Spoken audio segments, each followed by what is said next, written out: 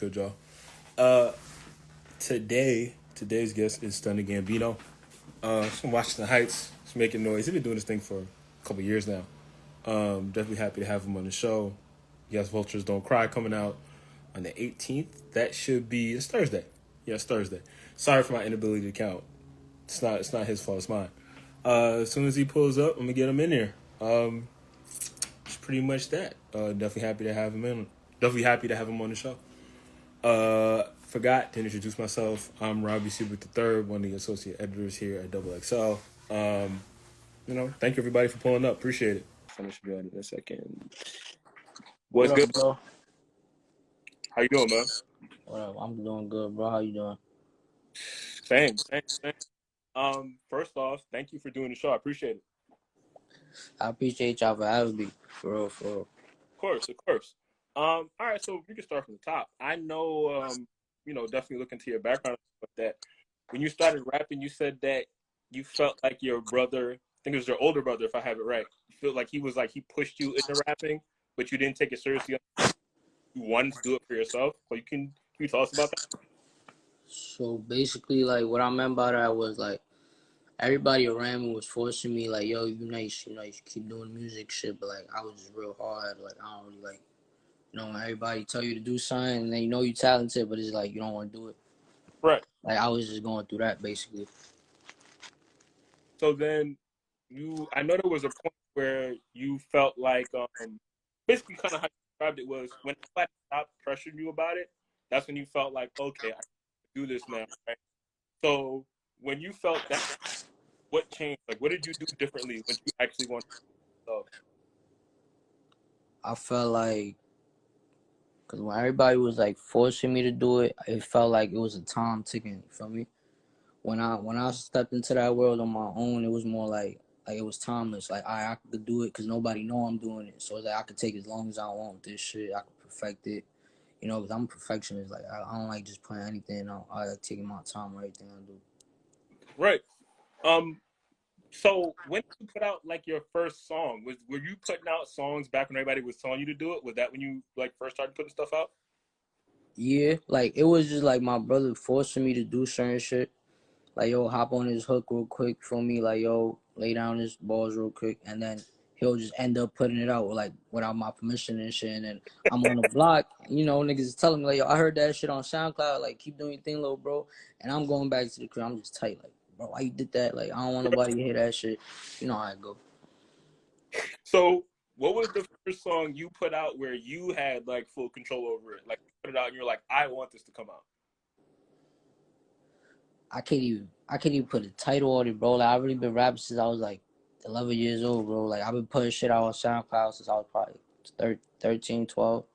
Mm-hmm. So, like, I don't even know. But I know I put out a project on my own on SoundCloud. I put out like 2 projects. I think the second one was on Apple Music too. Yeah, like I always been real like hands on everything I do.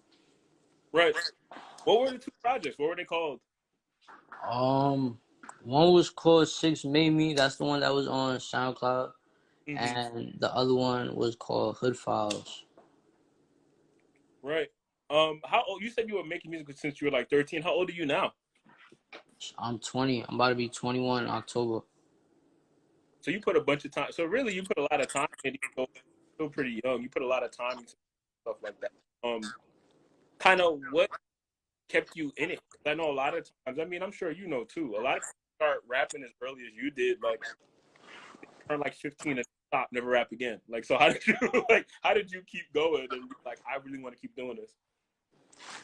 The shit with music and me, I realized it's like a gift and a curse. Like I hate it, but I love it type shit. Like, like it's my therapy type shit. That's the shit that really keep me going. Like I listen to my music and it's like, the shit is just therapy to me. Right. So I really do it for me, really. Right. Okay, so you put music out. You put music out on SoundCloud, stuff like that. When did you start to feel like, you were like locally? Because I know, I know kind of, it's hard to attract that attention in New York because there's so many rappers. But when did you feel like, oh, know me now locally? Heartless. Has to, yeah, I gotta be Heartless. What was different about then? My mom was talking about it, and she don't talk about nothing. Like she's Spanish, so she don't be knowing about nothing. Like only thing she knows is Jay-Z, Beyonce. Like she know the big names. She don't know Right. nothing about nothing. So she coming out of work and she just telling me like, yo, I heard your music. They playing that shit in the car. And it's like everybody just calling me because I'm an inside nigga. Like I be in the cribs, but so Right. everybody just calling me like, yo, you shit going crazy in the streets. And I'm like, oh, word, that's fire, that's fire. I gotta stay, feel me? I gotta stay locked in type shit. Right. That's gotta feel amazing hearing that from your mom though, especially because it's not like you were like giving her the songs and being like, yo, check this out. Like she found out like secondhand, like kind of like how do you remember feeling that day? It was like, I don't know, bro. It was really not. I'm lying to you, bro. It was really the Rihanna moment that had like everybody going crazy, like, cause like I told you, my mom know the big names. So when I Right. told the Rihanna posted me, she's going crazy, and I'm like, you know that name, huh? Every time I tell her something, she be like, oh, who's that? Who's that? Oh no, that's real. I want to talk about underrated now. Underrated back in 2019 because I think what I noticed about that is after you put that out in 2019, pretty much from 2020 on, like you really blew up. So kind of how do you feel? Do you feel like you just getting the songs out of underrated were like important for you to like develop and just kind of build some traction because pretty much your career that next year after you put songs out. I mean, I don't feel like necessarily it was underrated, but it just like after I started like just doing whatever I wanted to do with music and just stop like caring about certain shit. Like I feel like I started growing as an artist. Like people just started accepting me for me, and I just was trying to be like somebody else. Right, And that's what like made me separate. Like it separated me from everybody else. right. Of course, you're talking about 2020. We got to talk about demons. Kind of tell me about it because the song was so huge. Um, did you feel like go into it trying to make something different that would kind of set you apart, or did you put it out and it just did what it had to do? Yo, I'm glad you asked me that, bro. Cause I was just saying like I was just a regular day in the stew, gang. I keep it stacked with you, bro. Like I can 2, 3 in the morning, Ricky sleep, Rico sleep, and I just hit a beat, and I'm like, yo, let's make some shit. We in Cali, we in album mode, and that was that. Like it was no big inspiration story behind it. It was just I was just talking my pain on the track, for real, for real.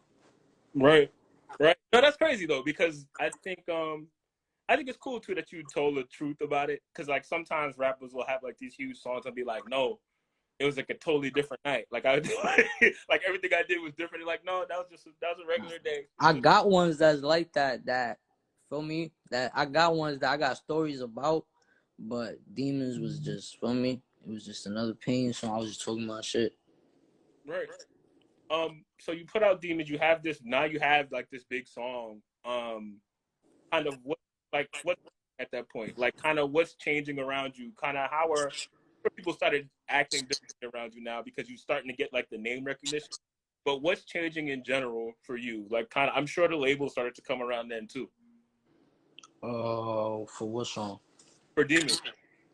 Nah, I was already signed when Demons we put out Demons. Oh wow, when did you sign? I signed 2020 August September. Uh huh. Yeah, I think that was around Hollis Rivals that whole rollout. So that means pretty much when you were signed, you already knew you had stuff. Like you already had stuff that was like gonna take a big swing for you, take you far pretty much. Like you were just like I just gotta put the songs out. Like you're already at times where people they'll like sign and then kind of not know what to do next, but you already like knew realistically. You're just like I just gotta keep making music.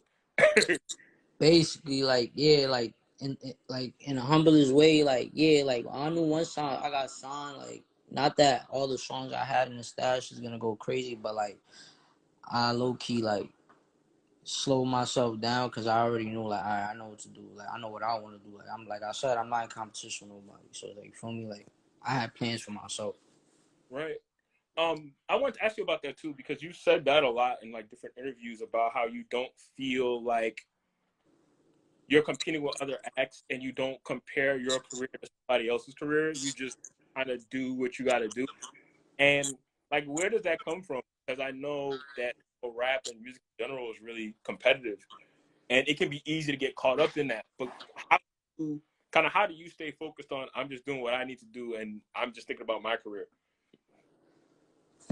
Cause bro, I'm not like I feel like I'm not a hater, bro. I just like when I tell you I'm not in competition with nobody, it's cause I actually embrace like whoever somebody would be like, yo, he in competition with. I actually embrace those people. Like I don't ever be scared to embrace where I get my inspiration from, and that just like for me separate me from everybody. Cause a lot of Right, people be tucking shit, you know. right. I think too.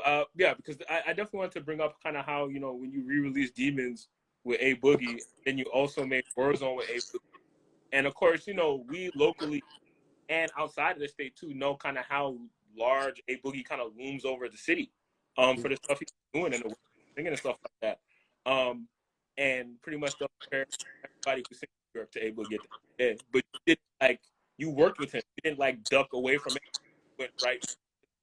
Kind of, how did you start to build a relationship with him, and you two started to work together?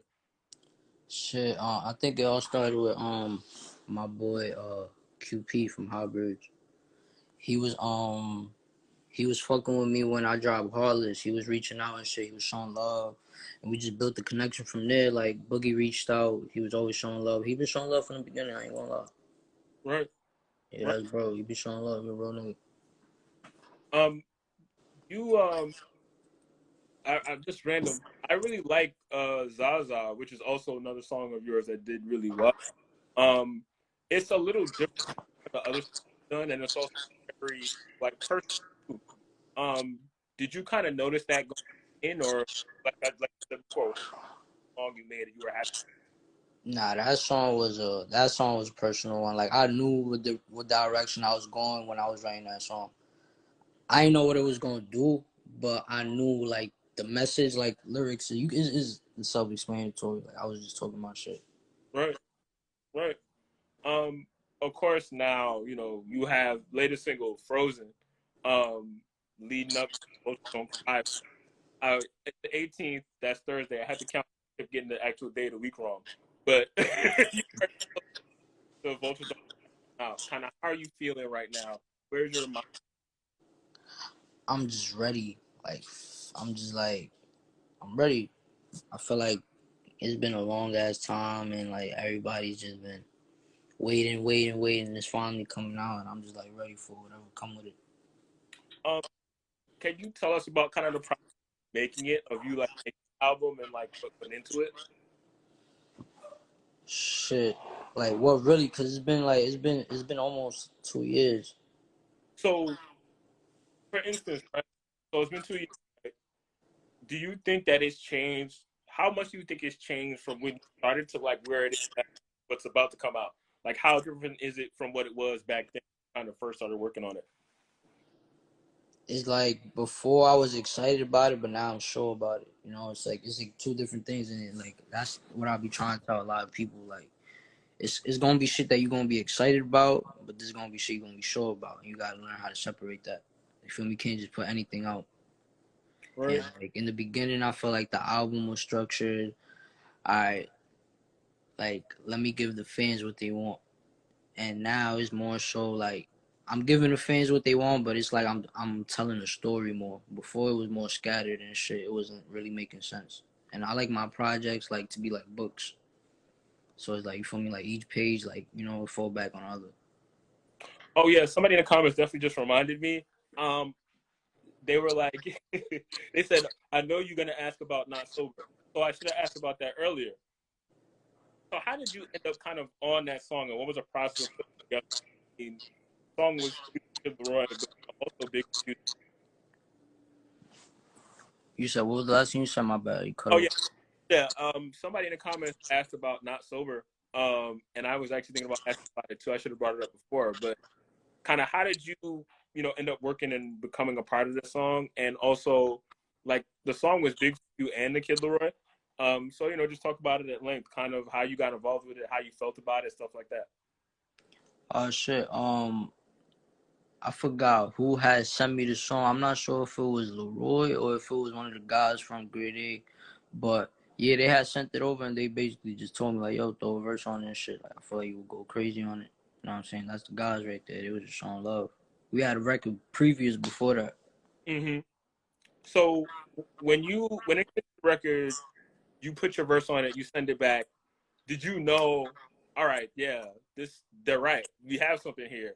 Um, Compared to kind of what it actually did, which of course it's huge. Did you kind of see that? It was a lot, bro. Like I didn't expect. I didn't know what to expect. You feel me? It was a lot going on at the time, and it's just like it was a momentum type shit. You know, when it's just like a rush, everything happening at once. It was like that vibe. Right, right, right. No, that makes a lot of sense to me. Um, so kind of you've been in, just like you said earlier, you've been making music for a long time now. Um, Kind of how do you feel you've improved over time? What do you think your kind of strengths have become as you keep making music? You said, what? Will I make music? Yeah, like as you've been making music over the years, making music for a long time. Right. What do you feel are like your strengths now? Like when you look at your music and the stuff that you make, like what do you feel that you're becoming like really good at now? Being more proud of my music. Like I want to make music that I could hear 10 years from now, and I could just like let it play. Not cause I be hearing songs people be playing now, and I just be like, yeah, like I don't know, turned off. Like I'm getting awkward out. Like yeah, you take that shit off. Like, I don't even want to hear that shit. Like it's cringy, you know. Like I want to make music that I'm always proud of, and I feel like I'm getting better at that. Right. Okay. No, that's cool. When Like did Love Letter to You, I play that song and I will let it play. Like I would never take it off, like nothing like that. Like and that's an old song. You feel me? I feel like I'm getting better with that. right? Um, when did you feel? When did you first feel like famous, or have you had that? When was the first time you felt like, oh, I'm like famous for music now? I don't know, bro, cause like it was probably like a personal moment, not really like of a public moment. Cause like I said, like I'm more of an inside person. Like I don't really be outside like that. I Uh just huh. feel me. Like I like to get the work in to go home. Right. But I think it was I forgot when was it. I think it was probably like a random day. I was coming back from I don't know where I was coming back from, bro. I was probably getting a cut or some shit. And I was midtown, and I got the window down, and I just hear a call. I hear somebody like on the speaker or something playing Not Sober, and I'm sticking my head out. I'm like, oh, that's my song. I'm just hype as shit, but I'm by myself, so it's like a self moment. No, that's cool. That's definitely cool. Um, Yeah, shit like that. what do you feel like are pretty much if you want somebody to get into you and they've never heard your music before? What are the songs that you think are like vital to your career that you really feel somebody would hear? Rivals. I talk about that little verse that I remember that video. That's what really motivated me to write that song. I was on live with my fans and I was playing a beat and I just kept saying that I'm heartless, I don't need love. I kept spinning that little part Mm-hmm. and that shit just everybody kept posting that shit and they're like, yo, you gotta make this a song. I ended up making this shit a song. Busy throw a verse on it and go crazy on that shit. What's the biggest moment of your career? Biggest moment.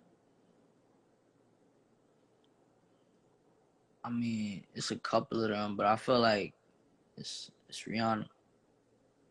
Like that gotta be like one of the biggest, cause it's like to me, it's not like I'm just one of those kids that's like, oh, Rihanna posted me and I'm grateful for it. Like I grew up on Rihanna, I appreciate that shit because like I felt that it's like a different connection on Right, that shit. So it's like it's different when one of your like idols and shit coming up post you. right, right. Um, okay, so I think this was really cool. Oh, I gotta ask, of course, what's something most people don't know about you? I'm not cocky. I'm just socially awkward. That's very honest. Please, like yeah, like forgive me, y'all. Like I'm just I'm learning this shit. Like I said, like I know the music shit down packed. I just don't know the artist shit down pack. Like I really can make good music, but all the social shit, I'm trying to get on TikTok. I've been trying to go live. I'm trying to do all this shit for y'all, but I'm taking it day by day. Right, right. No, and that's real too. Because that stuff can be like difficult, man. Especially if you just want to make the music. Like all the other stuff that comes with it, when you're an artist and people got to see you and they want you out and about. Like it's a lot, man. Like it's a lot to. But I mean, you're doing a good job with it. It's all working out for you, and then also too being aware that you want to be better at it. That kind of solves itself, really. But for sure, man, I'm definitely happy to see how you've been progressing, because I've been aware of you for years. And doing a lot, and kind of keep getting bigger, on the momentum and stuff like that. So, definitely proud of you for sure. I appreciate you, bro. That's love, for real, bro. So before you wrap up, anything you want to throw out there? Anything you want to say? Anything I didn't ask you that you want to talk about? Whatever you want. Shit, man. The album about to drop tomorrow at 12 a.m. Gonna go crazy. Gonna shut down the streets. Gonna get out some good music. Working on the deluxe. Gonna stay consistent. Like I said, like I'm trying just to better myself on that. Just being like more of an artist to my fans and shit like that. Cause I want them to appreciate me. Cause I appreciate them. Right. Okay.